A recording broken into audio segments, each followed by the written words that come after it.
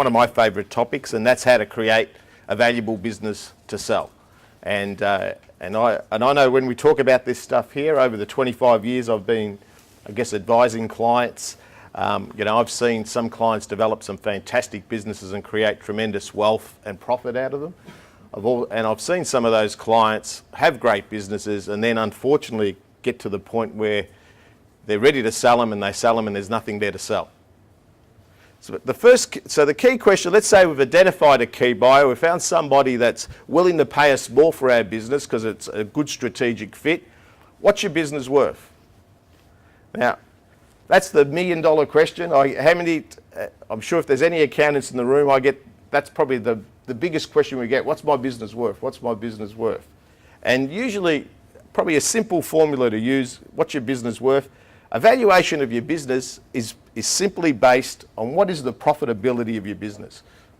So what's the profitability of your business? And then usually what's the multiple based on how strong and safe those profits are? What you're going to understand is there's a formula out there. There's a bit of wriggle room in some ways, but there's essentially a formula. So if you want to get a certain price for your business, it's got to achieve a certain level of profitability. So when you work out your plan, and if you say, I want to exit for this amount, then you've got to say, okay, if I want to exit for $10 million, I need to create a business that's worth $10 million. And for a business to be worth $10 million, it's got to make X profit. And to me, the first of those 5 steps to get your business more valuable is to make sure you look like your potential purchaser. Now you might notice this photo here that there's a cat looking at a lion.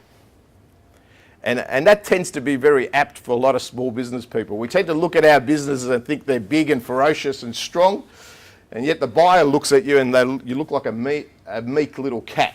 Second step is to have a 5-year plan. Now I know for some of us, why have a plan? What's the point of guessing? Right? I usually get that a lot. I just want to do. I'm a doer. Not a talker, right? I just want to go out and do stuff, right? Now that's great to be a doer in business, but what are you doing? Where are you going? You can be out there going around in circles. It doesn't mean you're going anywhere, right? But you're moving. The key is, you want to have a plan to create a valuable business.